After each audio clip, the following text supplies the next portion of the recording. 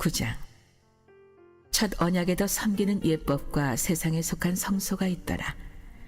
예비한 첫 장막이 있고 그 안에 등잔대와 상과 진설병이 있으니 이는 성소라 일컫고, 또 둘째 휘장 뒤에 있는 장막을 지성소라 일컫나니, 금 향로와 사면을 금으로 싼 언약궤가 있고 그 안에 만나를 담은 금 항아리와 아론의 쌍난 지팡이와 언약의 돌판들이 있고 그 위에 속죄소를 덮는 영광의 그룹들이 있으니 이것들에 관하여는 이제 낱낱이 말할 수 없노라.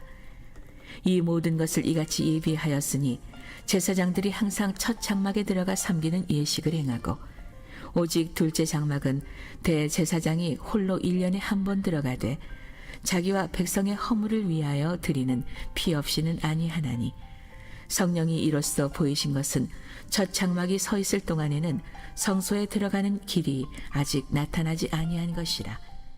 이 장막은 현재까지의 비유니 이에 따라 드리는 예물과 제사는 섬기는 자를 그 양심상 온전하게 할 수 없나니, 이런 것은 먹고 마시는 것과 여러 가지 씻는 것과 함께 육체의 예법일 뿐이며 개역할 때까지 맡겨둔 것이니라. 그리스도께서는 장래 좋은 일의 대제사장으로 오사 손으로 짓지 아니한 것, 곧 이 창조에 속하지 아니한 더 크고 온전한 장막으로 말미암아 염소와 송아지의 피로 하지 아니하고 오직 자기의 피로 영원한 속죄를 이루사 단번에 성소에 들어가셨느니라.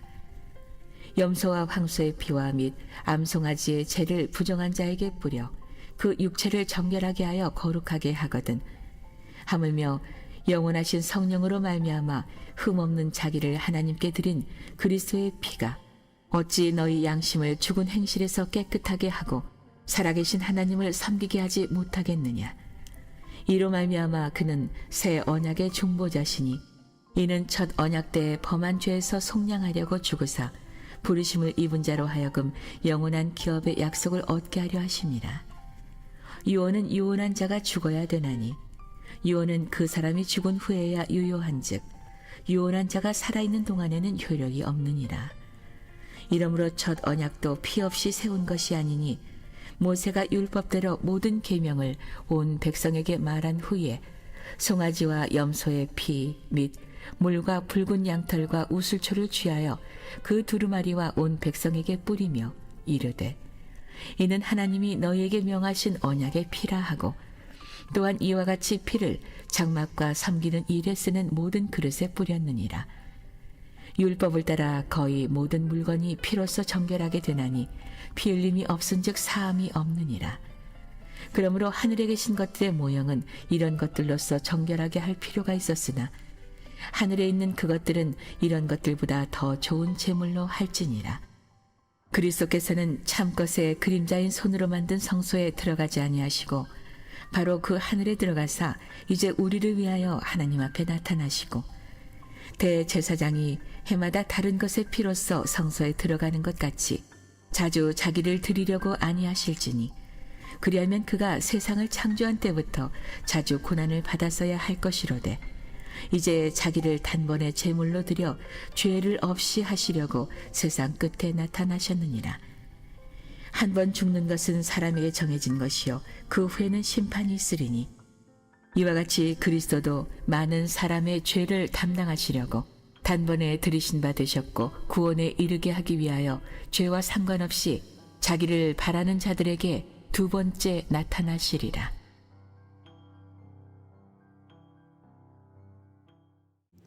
오늘도 이런 새벽에 주님 품에 나온 여러분 모두를 주님의 이름으로 축복하고 환영합니다. 여러분이 계셔서 우리 갈릴리 교회가 강도의 구렬이 되지 아니하고 하나님의 집, 주님 기뻐하시는 거룩한 성전이 됐음에 참 감사하죠. 오늘도 건강을 주신 하나님 감사하고, 믿음을 주신 하나님 감사하고, 또 이처럼 거룩한 교회를 주신 하나님 앞에 우리가 감사하며 나가는 축복의 새벽이 되길 바랍니다. 오늘 이 히브리서 9장 말씀 안에 참 많은 말씀이 나오는데 우리가 짧게 중요한 내용만 함께 묵상하고 기도하는 새벽이 되기를 원합니다.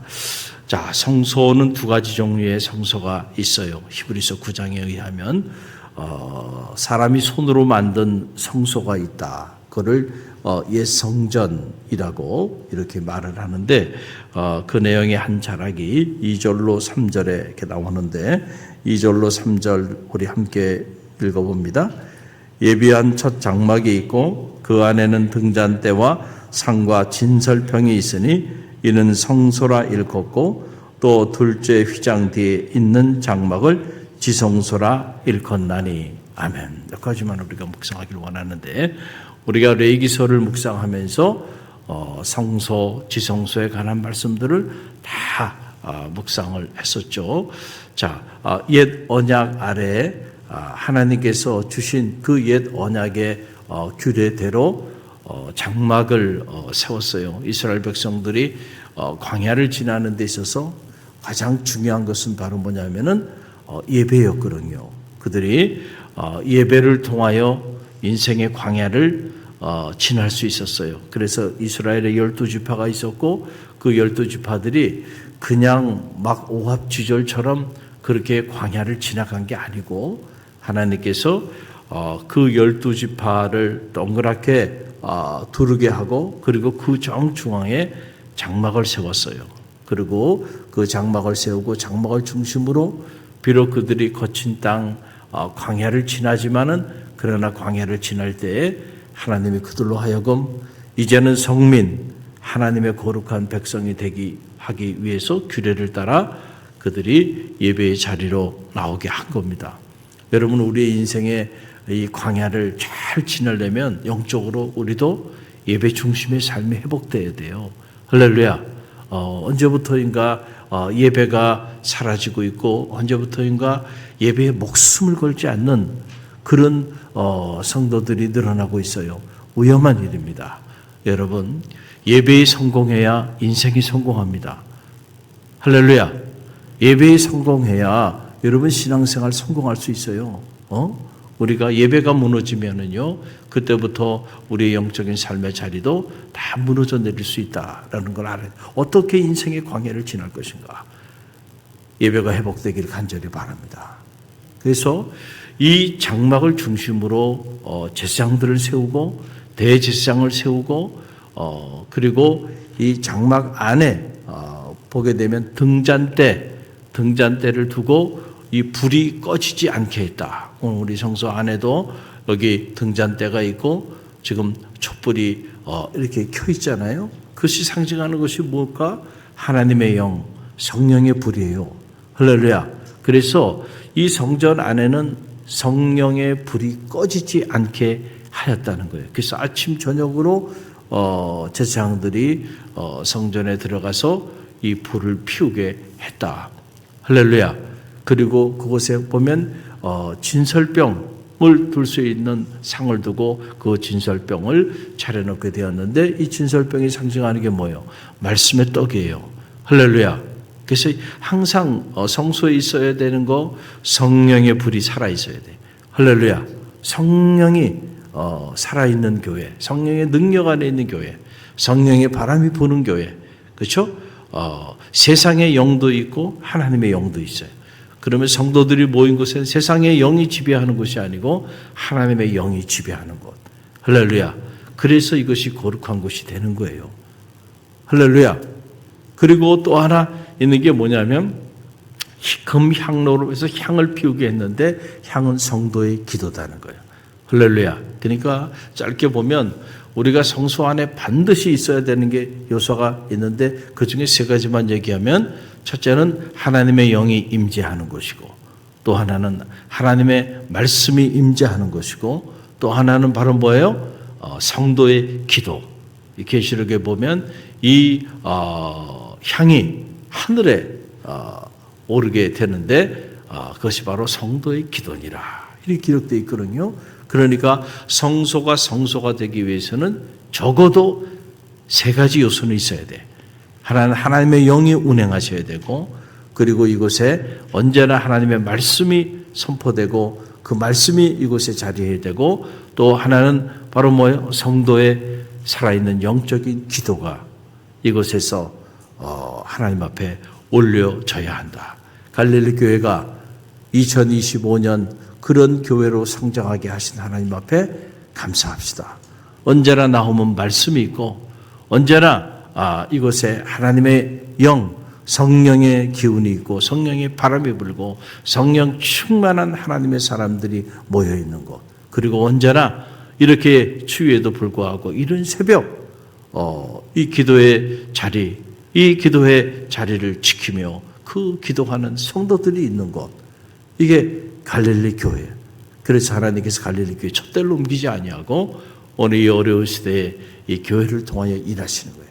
그런데 성소도 성소가 있고 성소 안에 휘장이 있고 그 휘장 너머에 지성소가 있는데 이 지성소에는 아무나 들어갈 수 있는 게 아니고 대제사장만 들어가는데 1년에 한 번, 그것도 대제사장이 이제 각종 규례에 따라 짐승의 피를 하나님 앞에 올려드리고 대제사장도 자기의 죄와 백성들의 죄를 속죄하는 그런 속죄의 제물을 드리고, 그리고 난 다음에 대제사장만 이 지성소 안으로 들어가게 되고, 이 규례에 따라 행하지 아니할 때 대제사장도 지성소에 들어가서 죽임을 당하게 되는 이런 일들이 일어나게 된 거예요. 그런데 이제 신약 시대에 와서 이 구약의 옛 언약에 근거한 이 장막과 이 성소와 지성소에 관한 모든 규례는 신약 시대에 오실 대제사장, 신약 시대에 세워질 온전한 성소의 모형이고 예표였다라고 하는 게 히브리서 9장의 말씀이죠. 그래서 그러면 새 성전 새 대제사장, 그 어떤 분인가? 11절 12절 말씀이 나와요. 11절에서 12절 함께 읽어봅니다. 그리스도께서는 장래 좋은 일의 대제사장으로 오사 손으로 짓지 아니한 것 곧 이 창조에 속하지 아니한 더 크고 온전한 장막으로 말미암아 염소와 송아지의 피로 하지 아니하고 오직 자기의 피로 영원한 속죄를 이루사 단번에 성소에 들어가셨느니라. 아멘. 그리스도께서 대제사장으로 오셨다. 히브리서가 계속해서 선포하고 있는 메시지는 예수 그리스도는 온전하신 완전하신 대제사장으로 오셨다는 거예요. 그래서 그 예수 그리스도를 통해서만 우리가 제사함을 받을 수 있다는 거예요. 여러분 유튜브 채널 중에 잘잘법이라고 하는 그 채널이 있어요. 절대로 그 채널은 보지 마시기를 바랍니다. 제가 그 잘잘법을 이렇게 우연히 영상이 떠서 몇 차례 이렇게 보고 참 경악을 금치 못하는 일들이 일어나더라고요. 그런데 그것도 모르고 이 크리스찬들이요 수십만이 거기에 빠져가지고요. 그래서 제가 그걸 보면서 기독교 밖에도 이단과 사비들이 많아요. 그런데 기독교 안에도 겉으로는 기독교로 가장했는데 내용을 들여다보면 이 끔찍한 내용들이에요. 성도들의 마음을 다 빼앗어요. 그리고 진리가 아닌 얘기들을 해요. 예수님이 나는 그 길이요 진리요 생명이니 나로 말미암지 않고는 아버지께로 올 자가 없다. 이 말을 어떻게 푸냐면은 이것은 당시 제자들이 듣는 사람은 제자고 말하는 사람은 예수님이고 그 제자와 예수님을 알았던 제자와 그리고 예수님께서 그 예수님을 이미 알았던 그 사람들과의 대화 속에서 이루어진 거지 그 자리에 없는 예수님을 알지 못하는 사람들에게는 해당되는 이야기가 아니라는 거예요. 여러분 받아들일 수 있어요? 여러분 무슨 말인지 잘 모르겠죠? 이순신도 구원받았습니까? 이 썸네일에 그런 아주 사람들의 마음을 미혹하는 말이죠. 그런 질문을 던져놓고 한다는 이야기가 보니까 참 복음을 해파시켜도요 이렇게 해파시킬 수가 있을까? 대제사장이 되신 예수 그리스도, 우리는 그분을 통해서만 구원받을 수 있어요. 여러분 그렇게 믿습니까? 그런데 이 말을 말이죠, 그거는 2000년 당시 예수님과 제자들 사이에서 했던 말이지 그 자리에 없었던 사람들에게는 해당되는 이야기가 아니라는 거예요. 그런데 그 소리를 듣고요 우리는 영상 올리면 댓글 다는 사람 몇 사람 없지만은요, 그 말도 되지 않는 그 소리에 은혜를 받고, 한번 들어가 보세요. 댓글이 끝이 없습니다. 그러니까 이 땅의 그리스도인들이요, 신학적이지 못하니까 그게 진리인 줄 알고요, 거기에 구름대처럼 몰려드는 거예요. 그래서 제가 안 되겠다. 이렇게 거짓 복음들을 내세우고, 그 대학 교수라고 그러고 나오고, 무슨 유명한 목회자라고 나와가지고 한다는 얘기도 보면 너무 인본주의적인 생각했어요. 사람들의 마음을 다 빼앗아갑니다. 여러분들이 들으면 그냥 혹해요. 그러나 저 같은 신학자가 보면 그 진위가 다 드러납니다. 그런 걸 보면 너무너무 안타까워요. 너무너무 안타까워요. 진짜 복음은 사라지고 이 마지막 때에 사람들의 마음을 미혹하고 생각을 미혹하고, 그리고 저 방송국에서 일하던 사람들이 모여가지고 말이죠, 영상을 얼마나 잘 만들어요. 그렇게 해가지고 사람들의 마음들을 다 빼앗아요. 근데 그걸 모르잖아요. 당신들이 그게 옳은 건지 그런 건지 알 길이 없잖아요. 안타깝죠? 할렐루야. 언제나 그래요. 짝퉁은요, 달콤해요. 그러나 진품은 때로는 쓰기도 하고 거칠기도 해요. 약도 입에 좋은 약이 뭐예요? 어때요? 여러분, 몸에 좋은 약이 입에 쓴 거예요. 그러나 몸에 안 좋은 것들이 입에 단 거예요. 입에 착착 달라붙고요. 조미료 그냥 많이 뿌린 음식들이요, 얼마나 맛있습니까? 여러분, 고기에도 보면은 그냥 고기를 그냥 굽는 게 아니고 걷다가 설탕이고 뭐고 이런 것도 싹 뿌려놓은 갈비들 한번 그것도 불에 또 직화구이 해봐요. 아이고, 그냥 입에서 녹죠. 입에서 녹아. 그러나 그건 다 망가뜨리는 거예요. 다 망가뜨리는 거야. 똑같아요. 무조건. 그 성도들이 정말 진짜 복음을 접할 수 있는 기회가 돼야 돼. 할렐루야. 제가 어지간해서 이런 얘기 하지 않는데 너무너무 가슴이 아파요. 자, 대제사장 되시는 예수 그리스도. 자, 대제사장 되시는 예수 그리스도에 대한 복음. 이것도 당시 히브리서 이 말씀이 그냥 히브리서 그 당시에 있는 그 히브리 공동체 안에 있는 사람들에게만 한 말이지, 우리에게 한 말이 아니고 그 자리에 없는 사람에게는 유효한 말이 아니고, 이게 신학자라고 하는 사람이 해야 할 말이냐 이 말이죠. 그러니까 복음이 뭔지 몰라요. 그러니까 이런 얘기를 해요. 그 얼마나 멋있어 보입니까? 그러니까 그냥 사람들이 그렇게 구름대처럼 몰려드는 거야. 안타까운 일이죠. 대제사장 되시는 그 예수 그리스도가 인류를 구원하기 위하여, 인류를 죄로부터 구원하기 위하여, 자, 단 한 번 피 흘리심으로써 인류를 구원할 수 있는 길을 여셨다라고 하는, 그 전에도 구원의 길로 나갈 수 있는 방법들이 있었죠. 그거는 제사장과 대제사장들을 세워서 삼위일체 하나님, 성부, 성자, 성령 삼위일체 하나님이 그런 역할들을 했지만 아직은 온전한 성전이 아니었다는 거예요. 그러나 이제 온전한 성전을 세우기 위해 대제사장 예수 그리스도가 오시고, 과거에는 짐승의 피를 흘려서 속죄를 받을 수 있는 길이 있었어요. 그러나 이제는 그럴 필요가 없이 예수 그리스도가 단번에 십자가에 달려 피 흘리심으로 그분의 한 번의 속죄로 인해서 온 인류가 구원받을 수 있는 문이 열렸다는 거예요. 할렐루야.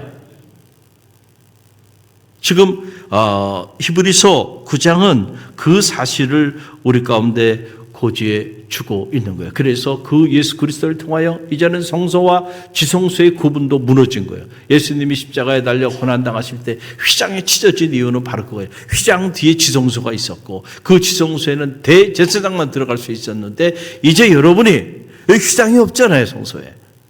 저나 여러분이나 온 성도들이 믿음 안에서 다 거룩한 백성이요, 하나님의 거룩한 대제사장들이 돼서 성소 지성소에 여러분들이 다 이렇게 들어와서 자유롭게 하나님을 만나고 교제하고 찬양하고 기도할 수 있는 문이 열린 거예요.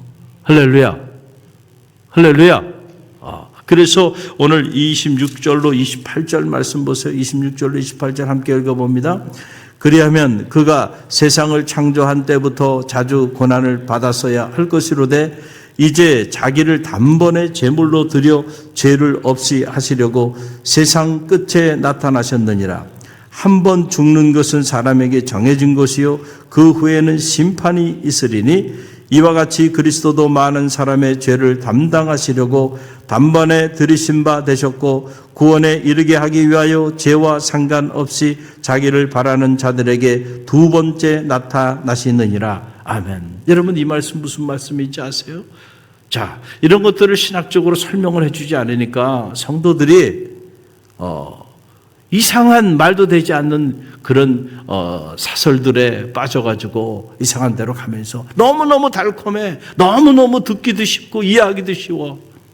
그러나 거기에 함정이 있다는 사실을 아시기를 간절히 바랍니다. 자, 두 번째 나타나시느니라. 이건 뭐예요? 예수님의 둘째 재림에 대한 얘기예요. 재림에 대한 얘기예요. 예수님께서 첫 번째 오셨어요. 첫 번째 오신 사건이 바로 뭐예요? 2000년 전에 아기 예수로 말구 위에 오셨어요. 첫 번째 강림하신 거죠. 그래서 33년의 생애를 사시면서 특별 계시의 사건으로서 하나님이 어떤 분이신가를 확연히 드러내 보이셨다. 그 이전의 사람들은 성부, 성자, 성령 삼위일체 하나님의 역사 가운데 완전하지 않지만은 그러나 하나님의 계시가 있었고 완전하지 않지만 하나님의 구원의 역사가 있었어요. 할렐루야. 그런데 그것이 완전하게 드러난 것은 예수 그리스도의 그 오심을 통하여 그걸 특별 계시라 그래요. 계시도 두 종류가 있는 거예요. 일반 계시가 있고 특별 계시가 있어요. 그 특별 계시의 사건 중에 하나가 예수 그리스도예요. 할렐루야. 그럼 그 전에 계시가 없었느냐? 예수님 오시기 전에는 계시도 없고 구원도 없었는가? 아니에요. 일반 계시가 있었고 그 일반 계시가 부족하지만은 그 일반 계시를 통하여 하나님의 구원의 역사들은 있었어요. 할렐루야. 자, 그런데 예수 그리스도가 오셔서 예수 그리스도를 통하여 이제 하나님의 어떤 분이신지 또 그 구원의 문을 여셨다. 그래서 예수님께서 공생의 사역을 하시고 승천하셨어요. 그리고 기독교 경전을 보게 되면 다시 오마 말씀하여 주셨어요. 그 두 번째 오시는 그걸 재림이라고 하는 거예요. 교회가 이제 계시록에 보게 되면 이 마지막 때의 환란의 시대를 맞이합니다. 치열한 영적 전쟁을 치르게 돼요. 그 치열한 영적 전쟁에서 살아남은 교회, 치열한 영적 전쟁에서 마지막까지 옷을 더럽히지 않은 이긴 자들, 그런 순전한 성도들은 이제 예수님이 재림하시게 되는데 예수님이 재림하실 그때에 그 살아있는 자는 살아있는 대로 이미 먼저 죽은 잠자는 자들은 낙원에 가 있다가 그 잠자는 자들은 잠자는 자들의 삶의 자리에서 어떻게 해요? 주님 재림하신 주님께서 그들을 다 들려 올리시고 그리고 천년 왕국이 시작이 되고 그리고 천년 왕국 끝자락에 이제 둘째 부활이 일어나는데 그 둘째 부활에는 이미 죽은 자들 중에서 예수 그리스도를 구주로 영접하지 않은 악한 자들 또 살아있는 자들 중에서 악한 영들에 사로잡혀 있는 자들이 둘째 사망을 맞이하는 거예요. 그들도 부활합니다. 그러니까 악한 길을 걸어가는 자들도 부활하고요. 또 선한 길을 걸어가는 성도들도 부활해요. 그런 면에서 다 소멸하지 않아요. 그런데 어떤 사람들은 심판으로 어떤 사람들은 하나님의 영원한 안식으로 부활하는 거예요. 할렐루야. 여러분 이게 요한계시록에 보면 그림처럼 다 나오고 제가 쓴 책 요한계시록 지상교회와 천상교회 보게 되면 그걸 제가 도표로 이해하기 쉽게 다 도표로 그려가지고 설명을 하고 있어요. 그 내용을 한번 보세요. 할렐루야. 우리가 기독교 경전에 대해서 이런 신학적인 배경을 가지고 있지 않다 보니까 말도 되지 않는 이야기들을 여기저기서 해요. 그런데 그 얘기가 얼마나 미혹이 되는지 몰라요. 그러니까 거기에 막 빠져가지고 이상한 데로 막 가는 거예요. 그래서 우리 교회도 제가 이제 때가 되면 이 요한계시록을 제가 쓴 책을 중심으로 해가지고 요한계시록 1장부터 마지막 장까지 쫙 설명하는 그런 때가 있을 거예요. 조만간 그런 시간들을 가질 겁니다. 여러분들, 두 번째, 주님께서는 다시 오신다. 다시 오세요. 그때 우리는 성도들은 부활하게 돼요. 할렐루야. 그러니까 다시 오시는 그때, 그런데 이와 같이 그리스도도 많은 사람의 죄를 담당하시려고 단번에 들이신 바 되셨고 구원에 이르게 하기 위하여 죄와 상관없이 자기를 바라는 자들에게 두 번째 나타나시니라. 할렐루야. 이것이 주님의 재림에 관한 그런 말씀이고, 그럼 이 말씀은 그 당시에 예수님을 알았던 사람들, 예수님과 교제했던 사람들에게만 해당하는 말씀이에요? 아니죠. 온 인류의 죄를 구원하시기 위한 생명의 말씀이죠. 그러니까 하나님의 말씀, 성서가 사람의 책이 아니고 이걸 사람의 책으로 전제하고 무슨 철학책이 읽듯이, 소설책이 읽듯이 청자가 누구고 화자가 누구고 그리고 그 당시 사람들에 대한 이야기지, 이게 무슨 그 당시 그 자리에 있지 않았던 그 예수 공동체 밖에 있었던 사람들에게는 아무런 해당이 되지 않는 이야기다. 이런 이야기를 하고 앉아 있으면은요, 과연 기독교 경전을 하나님의 말씀으로 믿기는 하는 건지 그 사람이, 그렇죠? 하나님의 말씀이 여러분 이 보편적 진리를 가지고 있는 거예요. 물론 구체적인 삶의 자리를 가지고 있지만, 그러나 그렇다고 거기에 해당되는 사람들에게 해당하는 말씀이 아니고, 이 말씀이 진리인 까닭에 온 인류에게 또한 해당되는 생명의 말씀임을 우리는 알아요. 그래서 우리가 복음을 전하는 거죠. 안 그러면 복음을 뭐하러 전하겠어요?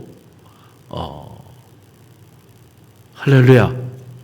오늘도 여러분들의 이 신앙이 흔들리지 않길 바라고요. 말씀 안에서 여러분들이 흔들리지 말고 이 마지막 때에 미혹하는 영들이 나타나서 우리를 진리 안에 거하지 못하게 끊임없이 우리를 끌어내려요. 저는 우리 갈릴리 교회가 마지막까지 주님 오시는 그날까지 순전한 교회로, 그리고 마지막까지 영적 전쟁에 치열한 영적 정례에 승리하는 교회로 살아남게 되기를 주님의 이름으로 간절히 축원드립니다.